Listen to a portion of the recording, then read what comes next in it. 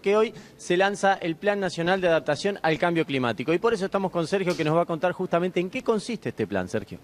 Buenos días, bueno, un gusto y gracias por acompañarnos. Esta es en realidad nuestra Semana de Acción por el Clima.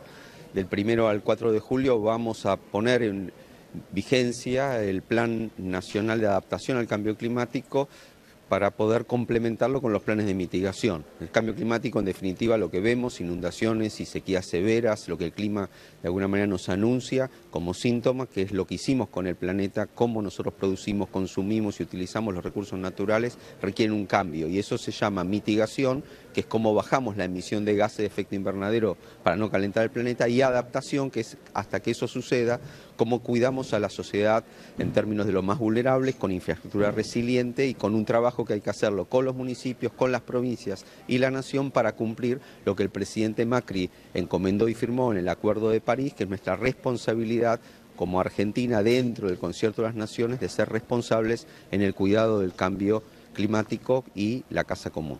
Ahora, esto es lo que se va a lanzar hoy. ¿Qué puede hacer cada uno en sus casas para aportar a todo esto? Bueno, ser sustentables, en definitiva, que es un compromiso que tenemos todos, se asume de a uno, como bien vos decís, son cambios de hábitos que van desde qué consumimos, cómo reducimos, cómo reutilizamos o reciclamos los recursos.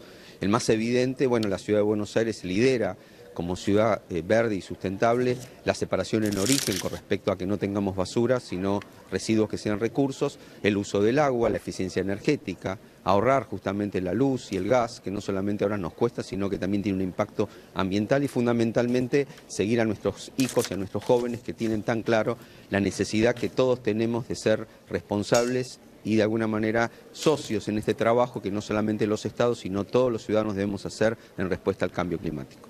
Javier, Sergio, te escucha. ¿Qué tal, Berman? ¿Cómo le va? Buen día, gracias por atendernos. Buen día, Bueno, ¿cómo el estás? argentino ha cambiado mucho, digamos, en esto de cuidar no al planeta solamente, sino en definitiva a su país, porque hay campañas, se ven campañas, pero digamos, el argentino a veces es renuente a atenderlas o entenderlas.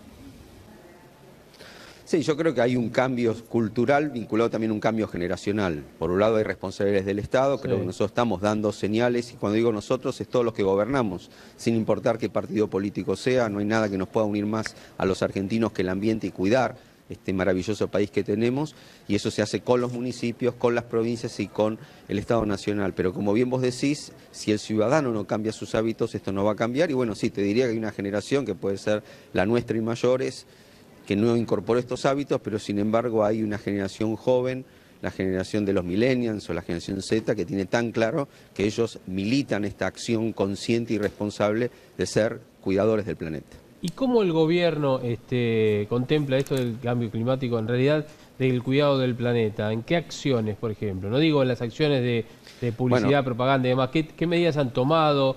Reducir, no sé, la energía, el tema de los aire acondicionados, no bueno, sé. vos tenés muchos ejemplos que se han dado, y bueno, fundamentalmente podemos empezar por la propia Ciudad de Buenos Aires, que inició este camino, siendo la ciudad de todos los argentinos. Horacio ya firmó el compromiso de descarbonizar la Ciudad de Buenos Aires para el 2050, eso es un compromiso muy importante, eso se va a traducir en el tipo de energía que utilizamos, se acaba de reglamentar y poner en vigencia la Ley de Energía Distribuida, significa que no solamente consumamos energía, sino que la podamos producir con paneles solares. El plan Renovar compromete a la Argentina para el 2025 que el 20% de nuestra energía sea limpia, asequible y renovable. Son acciones muy concretas, la eficiencia energética, desde que empezó la campaña de que usemos el aire acondicionado a 24 grados, son todas acciones muy concretas donde, por ejemplo, también empezar a prohibir el uso de plásticos de un solo uso, como los sorbetes y otros, es decir, cuidar nuestros mares, cuidar de alguna manera nuestro barrio, sacar la basura y separarla en origen, el horario. Son todas acciones donde el Estado pone infraestructura, pero el ciudadano cambia la cultura. Ujú. Y lo traslado a otro tema, si me permite, Rabino, y vinculado justamente con la comunidad judía, y entramos en el mes de julio, ¿sí? El 18 de julio se van a cumplir 25 años del atentado a la sede de la AMIA, y no hay detenidos. Una Argentina en la cual no hay detenidos, en donde en el mundo ha habido otro tipo de atentados, y inmediatamente ya detectaban quiénes habían sido, por lo menos los organizadores están detenidos y condenados. ¿Qué nos está pasando? Bueno, obviamente va a ser 25 años, un cuarto de siglo, casi una generación, que te diría, hay una generación que no fue contemporánea de esa tragedia, que fue el segundo atentado que tuvimos, el de la AMIA, luego de la Embajada de Israel, y como bien vos decís, en otros lugares del mundo hay detenidos. En la Argentina no es que no los haya, sino que no los hay porque no se presentan ante la justicia, porque está claramente probada la conexión de Irán, y también el último episodio, que fue el vergonzoso pacto de impunidad con Irán, por el cual hay procesados de máxima responsabilidad política, entre ellos la expresidenta. Pero también tenemos el asesinato del fiscal Nisman, que forma parte de esta cadena de encubrimientos y no avanzar con algo que la justicia tiene en manos. Por lo tanto, estamos esperando que el próximo paso, y va en la dirección de lo que vos planteás, se pueda aprobar en el Congreso de la Nación el juicio en ausencia para que, aún siguiendo la investigación y siempre ofreciéndole a los imputados iraníes que se presenten, sean debidamente condenados, porque son crímenes de lesa humanidad que no prescriben. Hasta ahora, hace poco terminó el tema del el segundo juicio, o el tercer, ya perdimos la cuenta de, digamos, por la responsabilidad del tema de la camioneta, la no camioneta y demás, y todavía estamos en ese tema, en ascuas, también en esa cuestión, con las 85 víctimas, con todo lo que devino después para las propias familias, ¿no es cierto?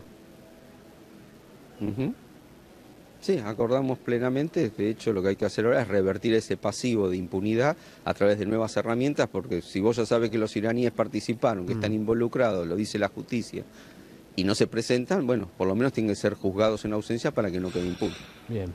Rabino, muchísimas gracias por atendernos. Empezamos la jornada. Gracias por la comunicación. Gracias. A ustedes. Gracias. El Rabino Berman. Y gracias también a Willy Quiroz allí también en el Palacio de las Aguas. Gracias. Muchas gracias, Willy.